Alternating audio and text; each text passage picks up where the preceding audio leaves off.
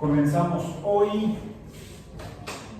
estamos todavía a 21 de julio de 2025 en ecología. De los últimos temas y conceptos que hemos estado revisando, hemos abordado, por ejemplo, el asunto o el fenómeno de la lluvia ácida.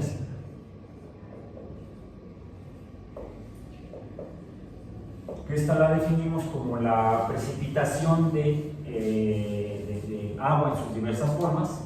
Puede ser agua líquida, lluvia, puede ser agua sólida, granizo, puede ser semisólida, nieve, puede ser vapor de agua, que a veces la vemos como niebla.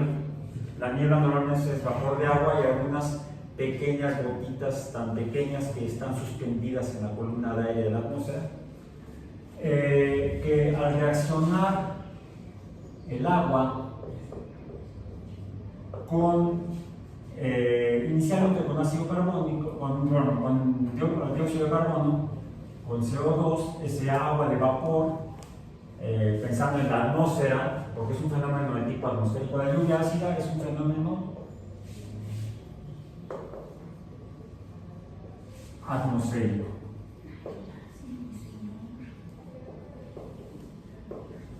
Que está en función de parámetros físicos y químicos.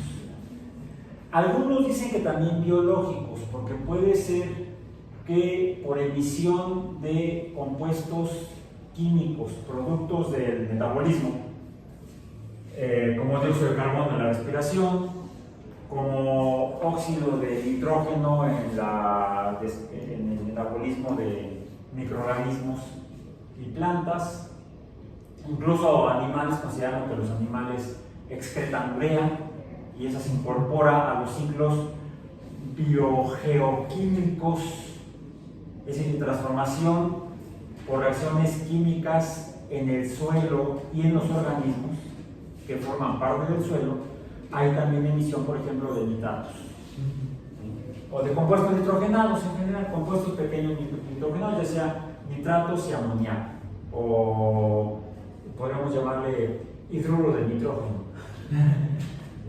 Sí. Así como le llamamos a hidruro de oxígeno al agua. Algunos dicen que óxido de hidrógeno, o ácido hidroxílico, o hidróxido de hidrógeno, sí, dióxido de hidrógeno o óxido hidroxílico. Bueno, entonces, agua en forma de vapor en la columna de gases de la atmósfera reacciona con dióxido de carbono gaseoso y forma ácido carbónico H2CO4, vamos a decir en solución, porque aún está disuelto en partículas de vapor de agua en la columna de gases de la atmósfera, y al reaccionar entonces con agua, el agua en forma de vapor, o vamos a decir incluso como sin vapor, o microgotas, llamemos así, el agua funciona como base frente al ácido, y esto da lugar entonces a la formación de H3O más HCO3 carbonato ácido, ¿sí? O bicarbonato. Ese, a su vez, este otro hidrógeno puede actuar como protón, formar una molécula más iónica ionhidronio, depende de ionhidronio, y terminaremos entonces con 2 moles de ionhidronio y 1 mol de carbonato dibásico, CO3 2 menos. No voy a continuar para allá. Y esto, la consecuencia de esto es que el agua, esta agua, tiene un pH, en realidad, del orden, lo voy a poner entonces el orden, aproximadamente, pH aproximadamente 6.5. Todo esto con fenómeno atmosférico. Incluso cuando precipita en forma de lluvia, en forma de nieve, en forma de granizo, en forma de niebla, esa agua tiene un pH alrededor de 6.5. Es decir, no es neutra como podríamos suponer químicamente que el agua lo sería, en ausencia de cualquier otro compuesto mezclado con el agua. Si el agua pura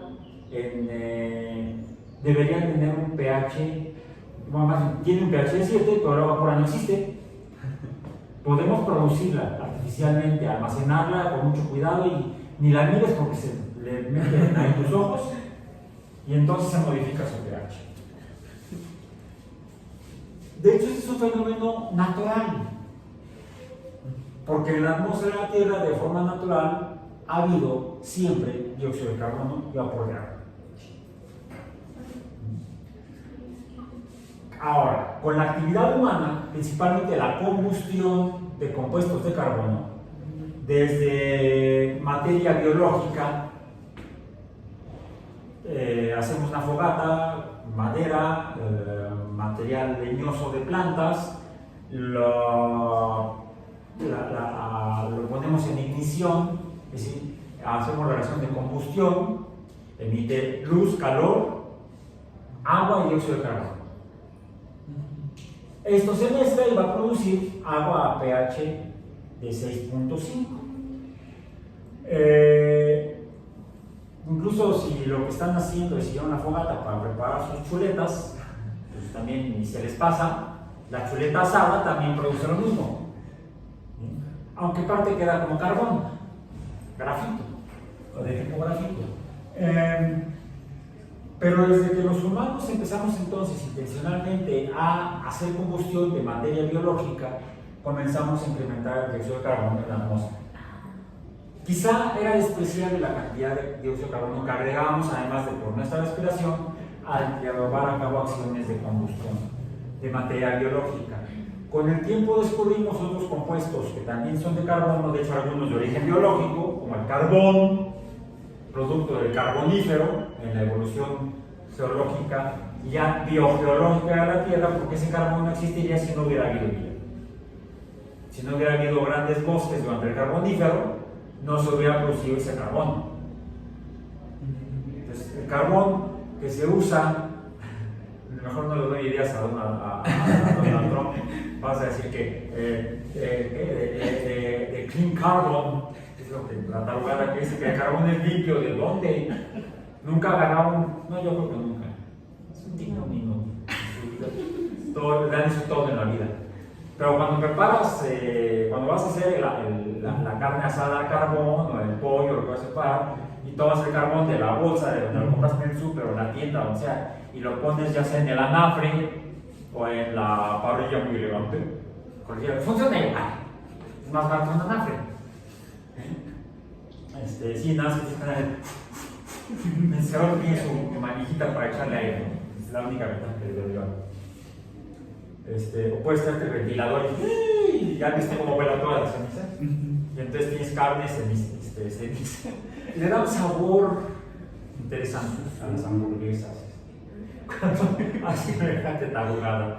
Bueno, el carbón, alguien dirá, es que es ecológico. ¿Por qué? Porque estoy usando madera del bosque, sí, del bosque fosilizado.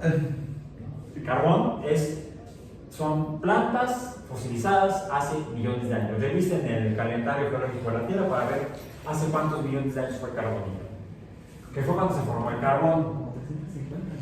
Posteriormente aprendimos a hacer combustión ya no solamente con materia biológica, vegetal, típicamente leñosa, madera.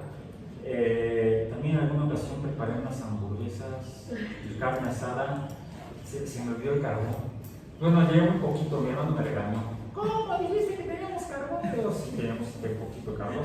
Entonces vamos a preparar la carne, no te preocupes, mira. Ahorita la preparo y va a quedar exquisita. No, fuimos a donde fuimos, había mucho, ya era tiempo de secas. Y había un montón de nopales secos.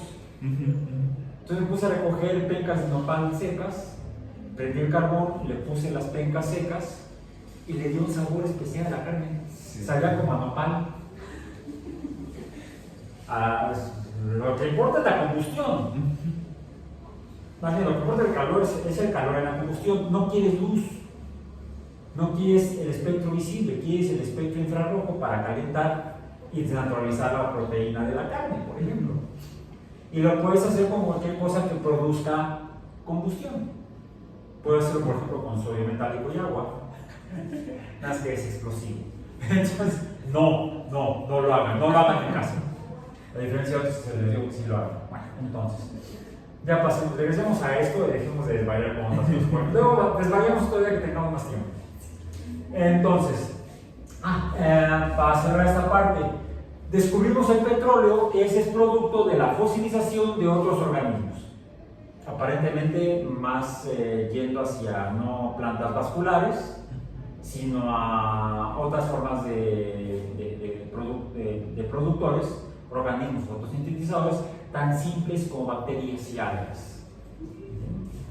Es las que probablemente hayan formado el autocombustible fósil, que es el petróleo. De hecho, una forma de identificación de yacimientos de petróleo es buscando restos de algunas algas. No son algas, son los microorganismos que cohabitaban con las algas, que son microorganismos, no son unicelulares, son pluricelulares, que producen un exoesqueleto, pero son microscópicos. Las diatomeas.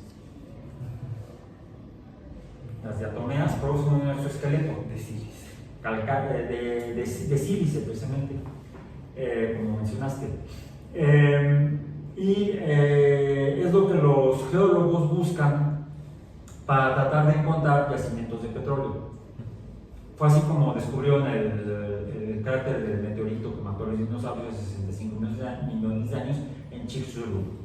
A través de perforaciones de nucleación del suelo sacaban las muestras, en el laboratorio del microscopio las revisan, ven a qué profundidad, a diferentes profundidades se obtienen perfiles, y esos los ven al microscopio, y donde encuentran una alta concentración de diatomeas es donde posiblemente haya en ese nivel de esa época antigua quizá petróleo. Entonces, buscando petróleo encontraron un cráter. Bueno, curioso, porque había una gradación en la presencia de diatomeas precisamente, junto con análisis geoquímicos del iridio, ese tipo de cosas, que ese fue lo que encontraron Luis y Walter Álvarez, papá e hijo. Ellos son geólogos buscando, haciendo análisis de capas, análisis geoquímicos de material rocoso en diferentes lugares del mundo. Encontraron que en la capa correspondiente al fin del Cretácico había una alta concentración, más allá de lo normal, de iridio, que el iridio es un elemento bastante escaso en la corteza terrestre. Sin embargo, es muy abundante, se ha encontrado que es abundante en algunos tipos de meteoritos que han caído a la Tierra. De ahí que hay una capa que corresponde a 65 millones de años, Cretácico, cuando se acabaron los dinosaurios y otras muchas especies. No se tenía una hipótesis más favorable con base en evidencias en esos años. Estoy hablando de principios de los 80, o sea, no es tan antigua la hipótesis y la teoría de la extinción por meteoritazo. Se supone que podían haber habido cambios climáticos, pero causados por qué? Aumento de la actividad solar, no había datos. Y la primera hipótesis que se plantea con base en una abundancia de datos provenientes de diferentes campos de conocimiento, geología pura buscando rocas, geología de interés petrolero y otras, fue que se planteó la hipótesis del meteorito de Chicxulub. Bueno, Ok. Eso en cuanto al origen de materiales para producir más dióxido de carbono por parte de actividades humanas como la combustión de combustibles fósiles. Inicialmente carbón y en los últimos 120 años principalmente petróleo, aunque se sigue utilizando carbón. Y eso ha incrementado la emisión de dióxido de carbono a la atmósfera. El aumento en la concentración de dióxido de carbono favorece más toda esta reacción y estaría contribuyendo quizá a que al aumentar la concentración de esto se produce más de esto, y entonces quizá al haber una mayor concentración de dióxido de carbono en el vapor de agua de la atmósfera se obtendría más ácido carbónico, y al haber mayor ácido carbónico el pH del agua en la columna de la atmósfera podría ser incluso menor a 6.5. Entonces diría alguien, esa es la causa de la lluvia ácida. No exactamente. Cuando se descubre ya como tal el fenómeno de lluvia ácida, es porque se encuentra, primero, que en cuerpos de agua H2O lacustre, vamos a ponerle L, su índice L lacustre, el pH está por debajo, ya voy a poner yo mayor que no, es menor que 6.5.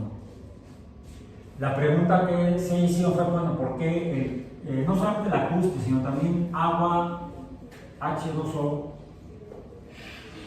de ríos, su índice R, también tenía un pH por debajo de 6.5, sobre todo en regiones muy septentrionales, muy al norte, bosques nórdicos, en Noruega, en Suecia principalmente, no tanto en Finlandia, no sabemos por qué, o por ejemplo en Canadá, en el sur de Canadá y el norte de los Estados Unidos. Además, se encontró una alta presencia de H2SO4 disuelto en solución en estos mismos cuerpos de agua. ¿Y eso producto de qué? Pues que hay, como mencionamos, que el dióxido de carbono aportado por la combustión de carbón y petróleo, el cual proviene de organismos antiguos que se descompusieron y en el proceso de fosilización dio lugar a esas sustancias que son muy complejas, pues tienen la presencia de todo lo que hay en los seres vivos, no solamente los chones, carbono, hidrógeno, oxígeno y nitrógeno, sino también con P y S, fósforo y azufre. De ahí que la presencia de azufre más oxígeno más H2O vapor en la atmósfera terminó dando ácido sulfúrico. En la atmósfera el vapor de agua ya sería ácido, ese al condensarse estaría provocando lluvia donde el agua que precipita tendría un pH ácida por debajo de 6.5 o incluso más en algunos casos, y estaría precipitando a ríos y lagos, o incluso, que fue cuando lo que más impactó, y no me refiero por el impacto ambiental, sino por el impacto psicológico en la gente, sobre todo en los pescadores de Noruega, de Suecia, de Canadá y del norte de los Estados Unidos. Pero cuando llegaba la temporada de pesca en la primavera, encontraban que los lagos estaban llenos de peces muertos, que en los ríos a los que iban a pescar salmón, pues una gran cantidad de salmón estaba muerto. Pero obviamente son pescadores, no químicos, no llevan la caña, los anzuelos, el cebo, no llevan cachímetro, ni siquiera papel indicador, ni siquiera el juguito de colmorazo. Entonces simplemente veían la gran mortandad de peces y pues no sabían por qué, se preguntaban por qué. Afortunadamente ya en 1972 me parece, el presidente Richard Nixon había por decreto creado la Agencia de Protección Ambiental de los Estados Unidos, o la EPA, que ahora Donald Trump la está destruyendo. Curioso, la crea un presidente republicano y la destruye otro presidente republicano. Tiene al frente ahorita un abogado. Un abogado. No un científico, no un químico, no un físico atmosférico, no. Un abogado encargado de destruir, engañando a la gente, las labores de la Agencia de Protección Ambiental. Por ejemplo, leí la noticia este fin de semana que están despidiendo a todo el personal científico de la EPA.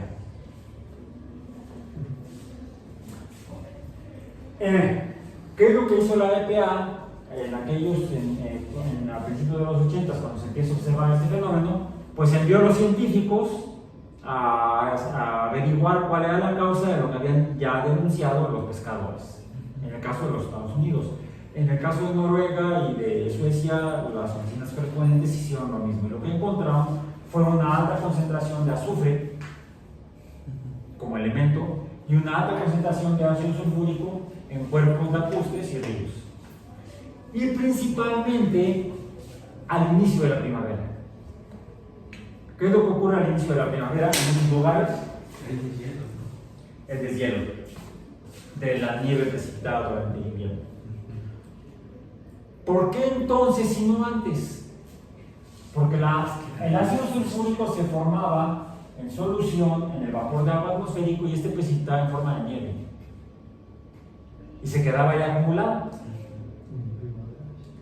Al aumentar la temperatura y iniciar a derretirse, entonces se derretía este ácido sulfúrico disuelto y se precipitaba o corría, escurría hacia los cauces de los ríos y de golpe y porrazo, prácticamente casi como cuando ocurren las inundaciones, ya ocurrió hasta en la Ciudad de México, y videos de carros arrastrándose por no sé dónde. Yo por eso vivo, yo por eso me voy para Mérida, no, yo vivo allá, en realidad no sé dónde. Pues llegan masas de agua acidificada y la muerte ocurre en poco tiempo. Ok, ya sabemos cuál es la causa químico-atmosférica del fenómeno. Ahora, ¿cómo ocurre?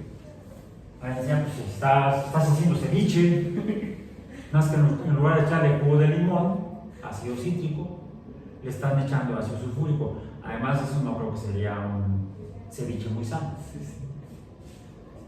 O sea, sería que los peces morían por la mera acidificación del cuerpo de agua, por desnaturalización de las proteínas por acidificación.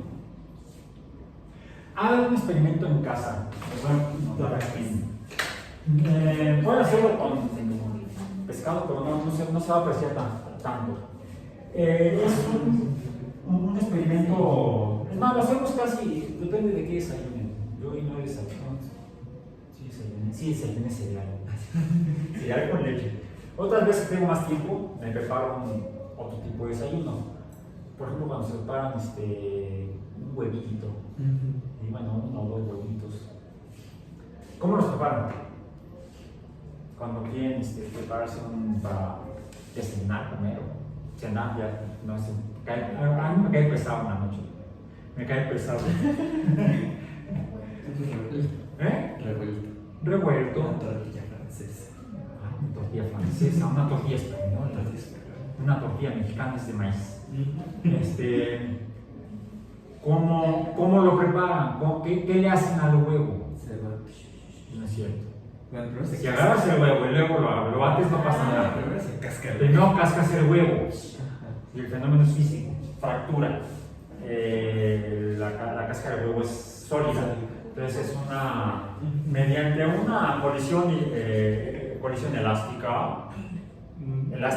La colisión es elástica, porque el sólido es indeformable. Estamos apelando a los conceptos físicos. Bueno, cascamos el huevo y ¿qué hacemos con él? Ahora sí se bate, ¿no? Bueno, si lo vas a hacer revuelto, lo bates. ¿Y qué se han fijado que sucede cuando lo bates? O es más, Si le quitas la yema y bates la clara, ¿qué sucede? Haces el merengue. ¿Ves? Haces lo que luego se usa para repostería, el merengue. ¿Por qué queda así? Porque le introducimos ¿Qué ahí. es la clara? La jefa de gobierno de la Ciudad de México. No, esa es Clara, no la otra.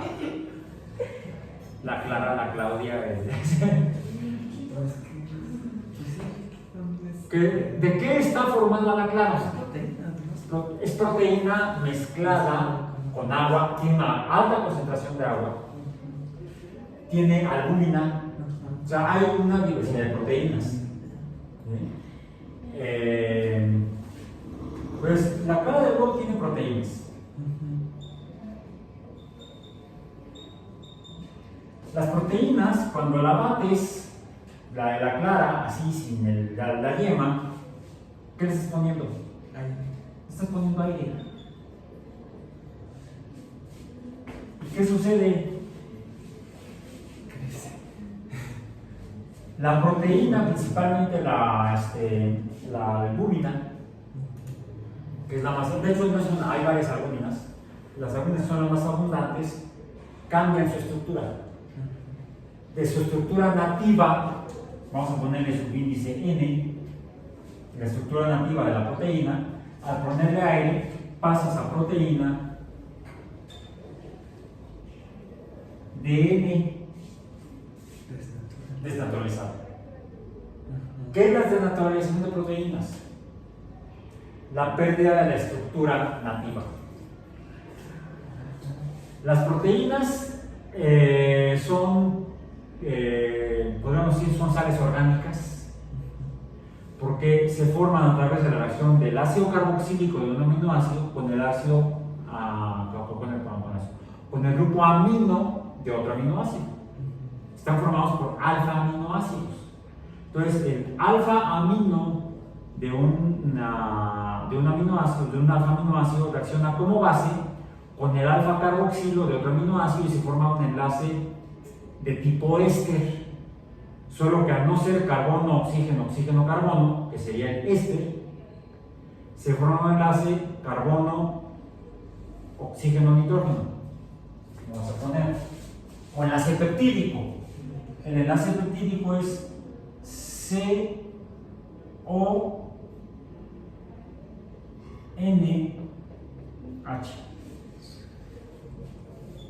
Digo que se parece al enlace éster, porque el enlace éster es CO, ya. Yo, el carbono, su valencia es 2, el nitrógeno su valencia es 3. Aquí lo que tenemos R y R. Aquí sería R y R. Esto es una éster, no éster, éster. Porque si fuera éster puede ser éster piscol, eso luego les cuento el chiste.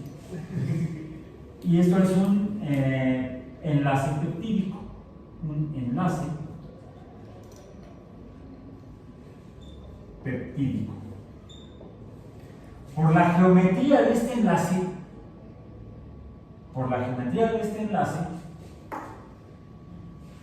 a lo mejor tengo por ahí un error, pero bueno, no sé, porque tiene mucho que no de bioquímica. Y ahorita salió el tema necesariamente. Esto hace que esto se extiende a través de la unión de estas reacciones de varios alfa aminoácidos con otros alfa aminoácidos, se forman varios enlaces peptídicos, le llamamos entonces a las proteínas, son polipéptidos. Por la estructura química, ¿aquí de cuánto vienen los enlaces? Son tres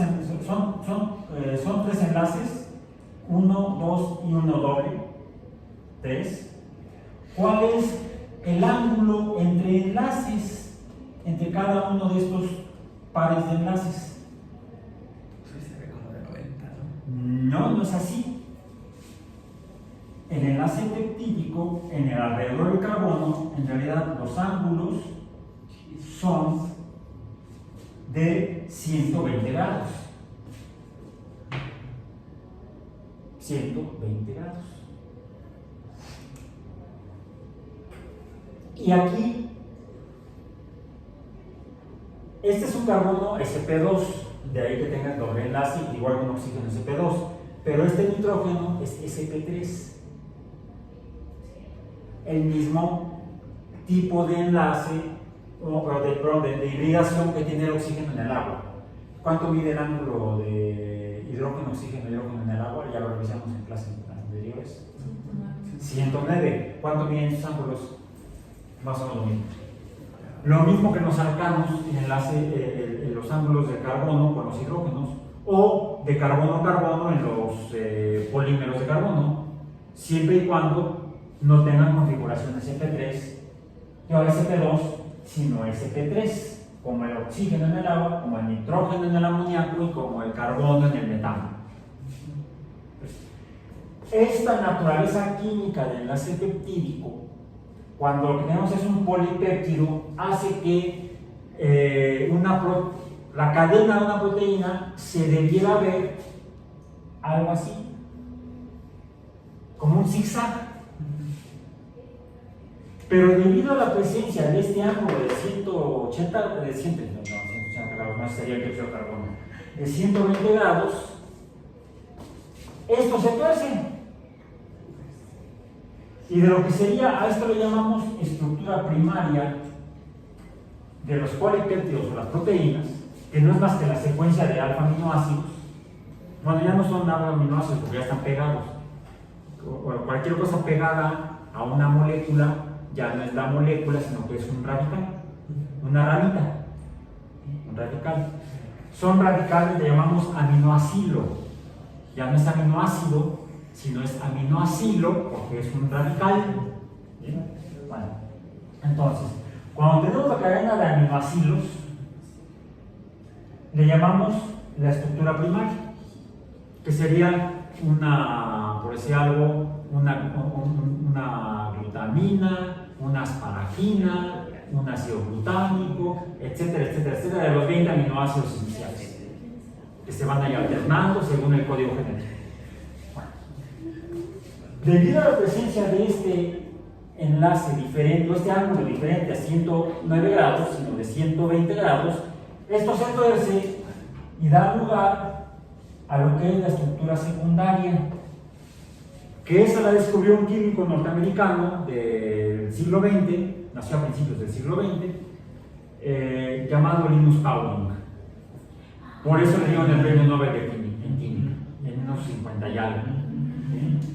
Que él descubrió mediante cristalografía de rayos X la estructura secundaria de las proteínas, como la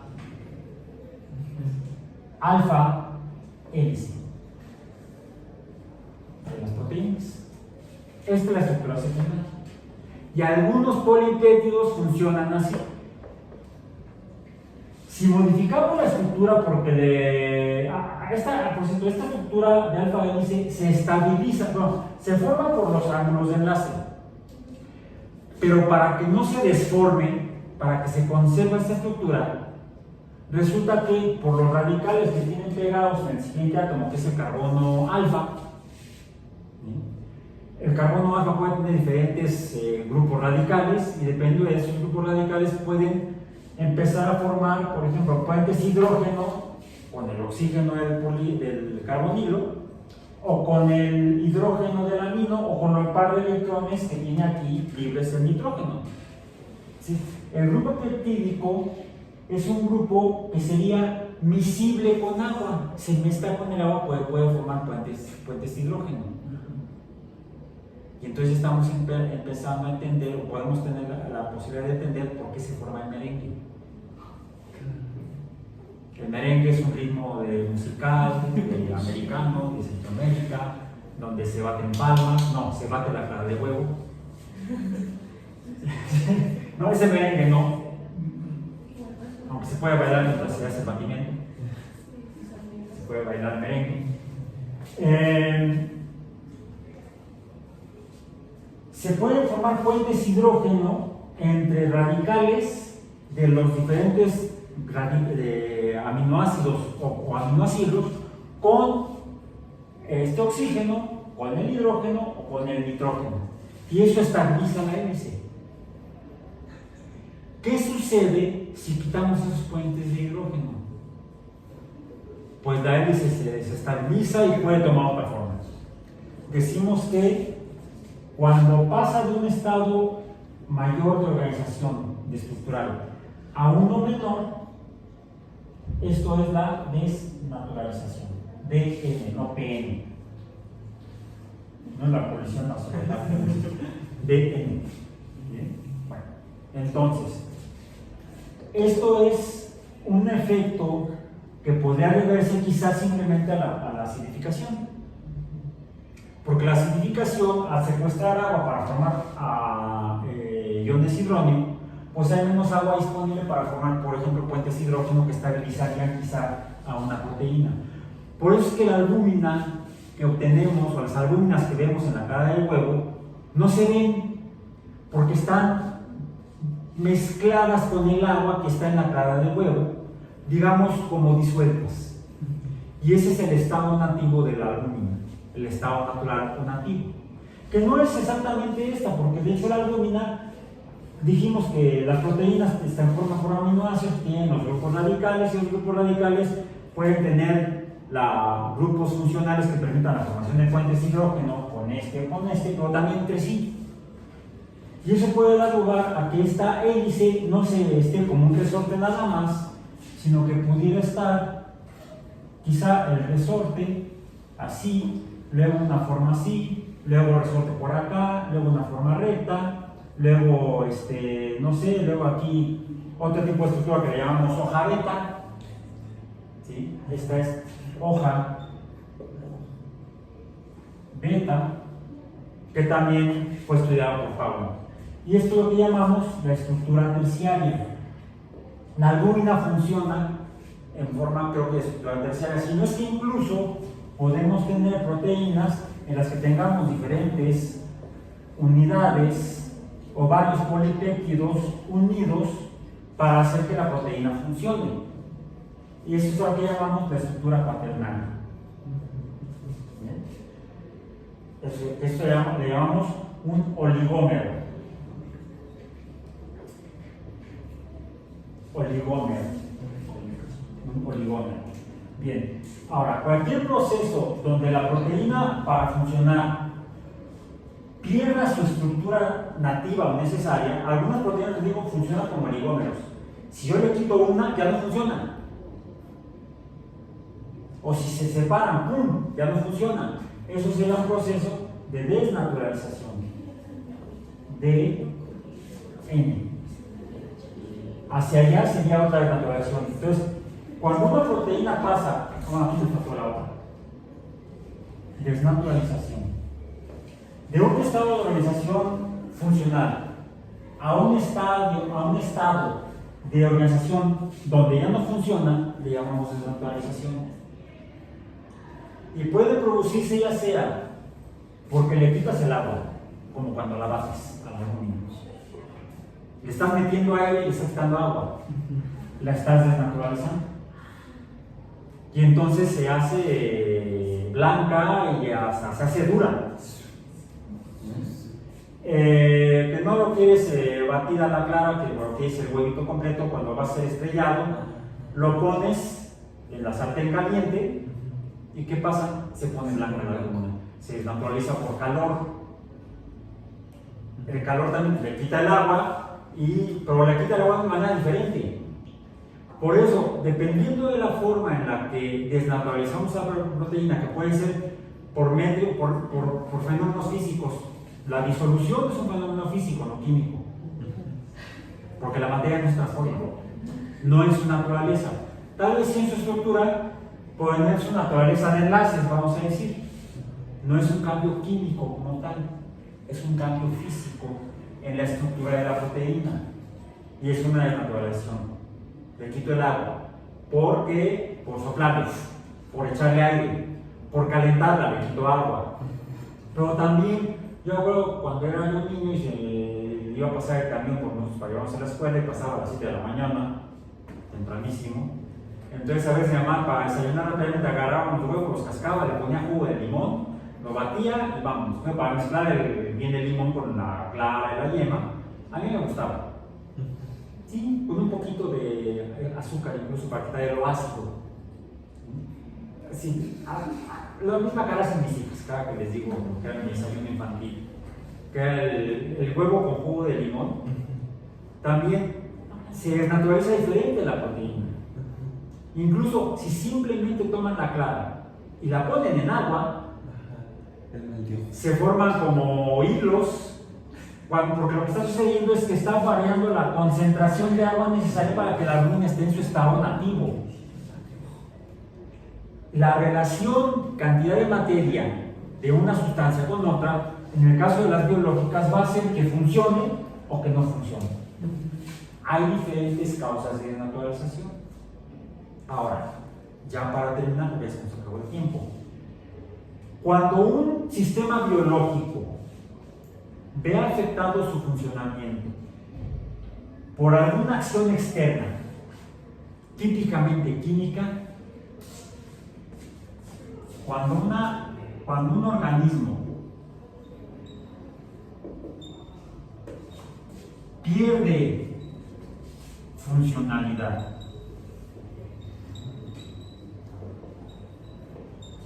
por la entrada de alguna sustancia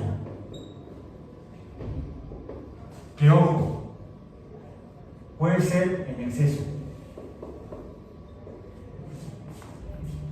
o ajena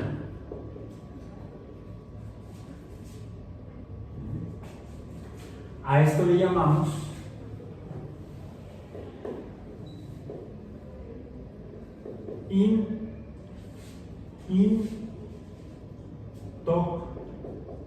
intoxicación.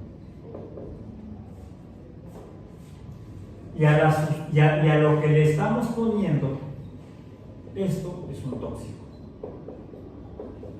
Ahora, la intoxicación o la acción del tóxico que va a provocar una disminución de la funcionalidad del organismo por la afectación de alguna parte de su metabolismo, puede ser la estructura de proteínas, por ejemplo. Puede haber muchas otras partes del metabolismo celular que se ven perturbadas por sustancias en exceso o ajenas, son conocidas como tóxicos. Los tóxicos producen intoxicación. Y esto depende, la intoxicación, esta está típicamente en función de la concentración de la sustancia tóxica.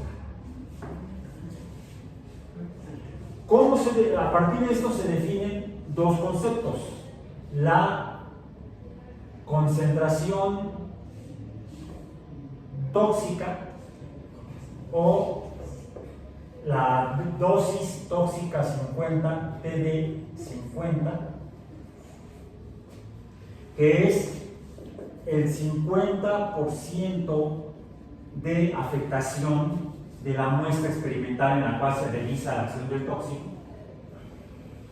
Tiene que ser experimental, no hay otra.